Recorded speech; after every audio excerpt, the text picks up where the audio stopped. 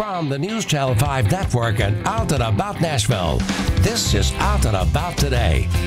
Sponsored by the Tennessee Performing Arts Center. He's like right up there at the Good evening and welcome to Out and About Today. I'm Pam Wheeler. It's LGBT History Month and we've got a great show for you tonight in the Entertainment Outlook. Chuck will take a look at Inebriated Shakespeare and Boy Erased.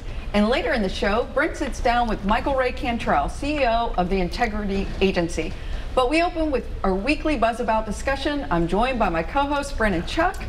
And Zach has made an appearance after many weeks away. Honey, I'm home! There he is! All I've seen are pictures of him on the beach. So Yeah. he's been everywhere. Out and about. Out and about. Yeah. Happy fall, y'all. I've been waiting to say that. Yeah. That's like every Southern house has that painting in the living room. I don't. Happy fall. I guess I don't. Happy fall. We do.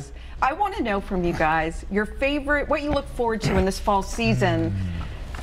Speak from your heart, okay? Oh, Chuck, wow. we'll start with you. I speak from my heart. The weather's my favorite thing. With the exception of global warming really ticking me off sometimes. Summer is encroaching on fall. But when it really gets to be true fall, I love the crisp weather and I love to get, dressed for fall. Oh, I love fall. Yeah. Okay, that's a good one. I think the clothes. You get to wear infinity scarves, really cute sweaters, Ugg boots, pumpkin spice latte. All of the above. What's an infinity scarf? Oh, come on. You're No, I lying. really don't know. It's like a knitted scarf that goes all over. It's just a circle. Oh, It it's literally a circle, and never you can make a ends. lot of things with it. Yeah, Okay, yeah. I didn't know that's what it was called. All right, Brent, what do you have? I like fall festivals. I'm not going to lie. It's my favorite time of the year to eat bad food, eat a funnel cake, get outside and ride the scrambler. I don't know. I just like fall festivals. Yeah, I'm with you. I like all that stuff, plus you got to add haunted houses. Of course. And Oh, yeah. Halloween and all that kind of stuff. Are you going to tell us what you're given. dressing up as? I don't know yet. Okay. I'm really working on it, and if I did know, I would not I know. say. Madonna. Yeah. I wanted to do Dolly one time, but anyway, before we get to our hot topics, I just want to remind our viewers, that's going to be a problem in a few minutes. I want to remind our viewers that we never talk about anything timely because we're a tape show. Okay? So, everybody, duly noted. We Duly know that. Noted. All right, so it is LGBT History Month, and I asked you guys, the idea is 31 days, 31 icons. You can go to lgbthistorymonth.com, check out the whole list. I asked you each to speak about one that kind of has your heart in some way. We keep speaking from the heart today. Okay. Chuck, we'll start with you again. Okay, well, no surprise, but Shelley Wright's mine. I'm so glad she's on the list. I've interviewed her a number of times over the year. Love her, always have. But when I got to talk to her at Pride this year, there's like a new Shelley around.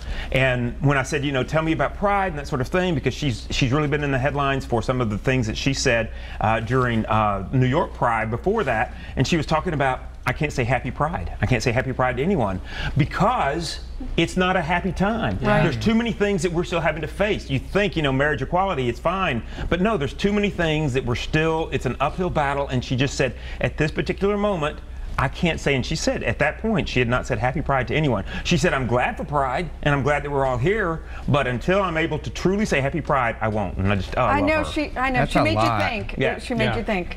Okay, Zach, who do you have on that list that you want to talk about? Adam Rippon. Why? I just think he stands for so much of to be an Olympic medalist, to be like a very openly flamboyant, fabulous gay man, to be an Olympic gold medalist, and now he's like a TV show host and all of these other things. I'm just like, he proves that you can live a normal life but be gay. You know what I mean? He also subbed Mike Pence. That kind of makes me like him.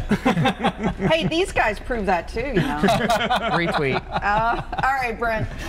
Oh, don't make fun of me, but it was a lengthy list, and I've picked notables before, but Lance Bass was on the list, and I don't know. I knew you were going to say that. Why did you know that? Well, I'll tell you what. You guys have the same hair. That's We our do thing. have the same hair a lot of the times, but I had a crush on him years ago. He tried to buy the Brady Bunch house, and it didn't work out. So I just feel for him, I feel for him. He deserves the accolade. Yeah, I'm with you. I liked all your picks. I would have picked them all three, kind of in that order. Okay. Yes.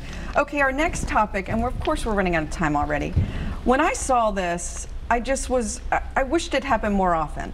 So in Vietnam's The Bachelor, right, there's over 30 international Bachelor. I don't know if you probably all watch it. Yeah. Nope.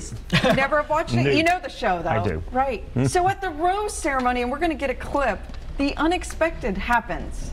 Let's take a look at it, and then we'll come back and talk about it on the other side. Okay, so we're just going to talk about it instead. Okay. So the idea is the Bachelor gives a rose, And then she says, I can't take it. Someone else has my heart, right? I know, like suspense, right? What did you think she was going to do when you watched the clip? Well, I had read the story. But spoiler. I thought it was so amazing. It was. Because you would. Anyway, somebody else talk about it. That's a non-lesbian.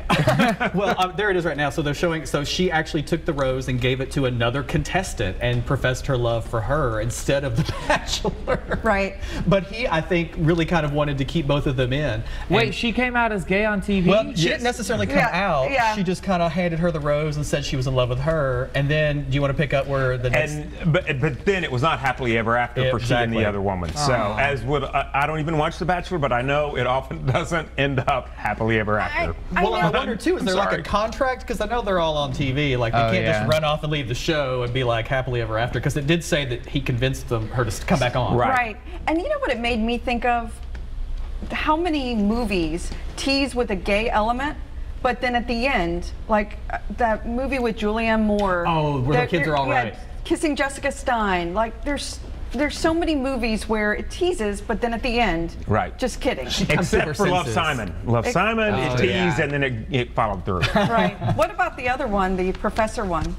Did they stay in love? The one that. Oh, you're talking about Call Me by Your Name. Yeah. Oh, yes. Yeah. Well, we can't give away that ending, but yeah. I mean, I don't know. Yeah, that's ambiguous, yeah. So we're almost out of time. So we're going to go through one more thing. All right.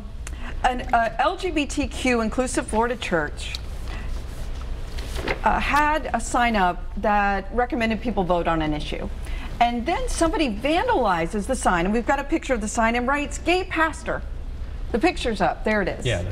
And so the church to respond, Chuck, why don't you take it away? So the church responds, it says love wins, and they kept up gay pastor. And what's really amazing is the fact that the pastor wasn't gay to begin with, but they are inclusive, LGBT inclusive, and it's a Methodist church. You know, I work with the Methodist, and I was so glad to see, you know, what an open, affirming church, and yet then that's what people do.